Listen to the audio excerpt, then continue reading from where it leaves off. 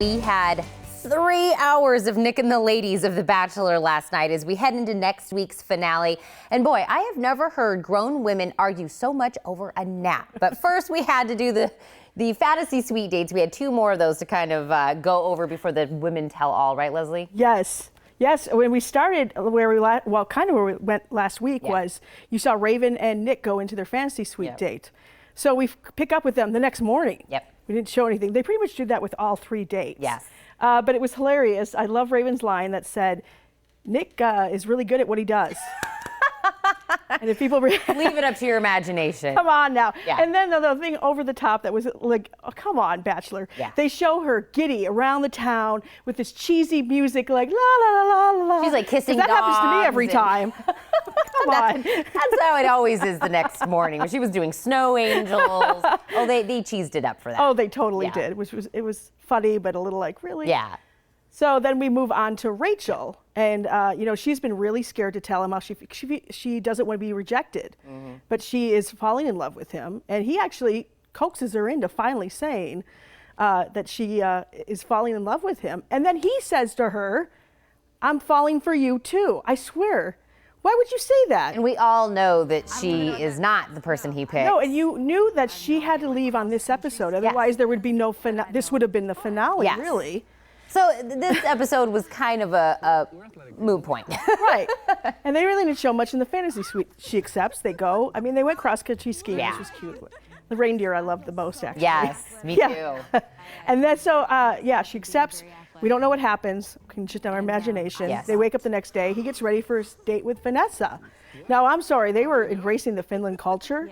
They went into freezing cold water and then back to a sauna, like a bunch of times. I'm good with that, doing that. Well, I asked my husband last night, I was like, would you do this with me? He said, yeah. He said, that's an experience. It you is. Just do it to have the Polar experience. bear jumps. I know we do that back in Wisconsin. Right. But I was like, okay, let's get to the nitty gritty, because I know you got some deep conversations. My gosh, they are so serious in their conversations, almost too much, but I know it has to be said. They live very far apart from each other. And she said, you know, there are some core values that I have that I won't compromise on. Like every Sunday with her family. For 3 hours, you know. That's in Montreal, you know, and she asked him, is one of the things you won't compromise is moving? Yeah. And he said, I've moved, but honestly, I never thought I would go to Montreal. Yeah. Like right there's that. And he's worries they're too similar. Yeah. Because they both are stubborn and like to be right. And they do get heated conversations already. So then we go into the rose ceremony. Yes. But we already knew. We knew that Rachel was going. Yes, Raven gets the first rose and Vanessa gets the next one.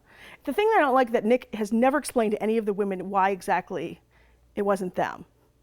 Yeah, but maybe that's hard to articulate. I guess. I'm just not feeling it. He just doesn't really say anything. Yeah. Well, and we find out in the Women Tell All that Christina actually asks him about that. So now this, we move from that into the big drama of the Women Tell All.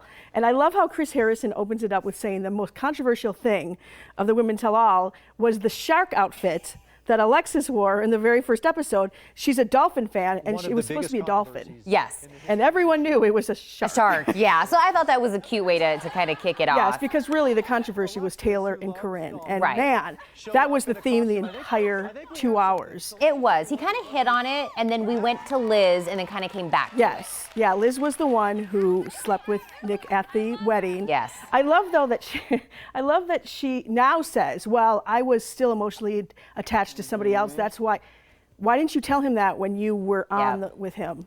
That way, I think it would have changed things. So I don't really believe that. What was a surprise to me when she was on is all the women that were up on the dais, they love her. I know. They have really become kind of like really close. Yes, I've noticed that a lot of them, and a lot of them really went behind Corinne. Yes. Very much so. Taylor seemed, I guess, we learned more that Taylor really did walk around the house like she was better than other people. But I guess the number of things that Corinne has said about her personally has hurt her both in her profession as a counselor and just as a person. So she was looking for an apology. You knew Corinne's never going to give an apology. In fact, instead, she gave out cheesy macaroni to everybody. Well, and Corinne, you know, I think one of her high points when she was on the hot seat is she did address the nanny situation in the best way possible. She did, Raquel, because everyone wants to know about her. And she said, I didn't want like to stoop and call her a cleaning lady because she's so much more than that. She explained that when her mother was going through cancer and that she didn't know if she was going to live, Raquel was there. She moved to Florida to be with them. And I wish she maybe would have explained that. And Chris said, do you understand why people were like, you have a nanny and you're 23 years old? Like, you know, I wish she would have explained that. I think people would have looked at her differently. Well, but it wouldn't have been as good of TV. True. Oh, that's true. We like it when she says nanny and we all go, what? And she does not regret really anything except that she was a little bit like a little more promiscuous than she wanted to be. But otherwise, she's like, you know what? I wanted to stand out and get his attention among all the other women. And so she does not apologize for anything. The people in the audience were backing her because they all had T-shirts with different Corinne sayings on it. Some that said, make Corinne great again. Some said, emotional intelligence is my jam. They were really bad. The audience loved her. Yes, that reality show's got to be happening. Oh, for sure. And after that, we went to Christina. Yes, Christina, and we all, after hearing her story about being born Russian and an orphanage and stuff, I mean, what an incredible woman. And she actually, through the show, has been contacted from some of the kids that she was in the orphanage with. And I really think, and Chris said, I think there's a lot more that you're going to be able, going to be able to do. But it was tough watching, you know, her because she was still so emotional. Yeah. But after what she's been through, absolutely, it's amazing. She's very, very strong. Very strong. But after Christina, Nick ends up coming out, and this is where the awkwardness kind of gets thickened here. And I joked during this, before we started, I said there's always one girl that got kicked off pretty far back. That I don't remember. That cries and is like, just tell me what I did. And I'm like, you got kicked off pretty far back. You weren't in the final three. You weren't at the, it was Danielle L. that kind of threw me. And I was like, are you really crying?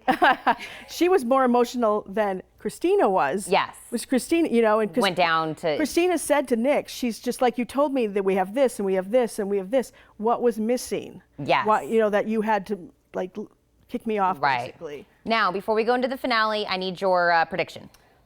I really think Raven is the better pick, but I think Vanessa will end up.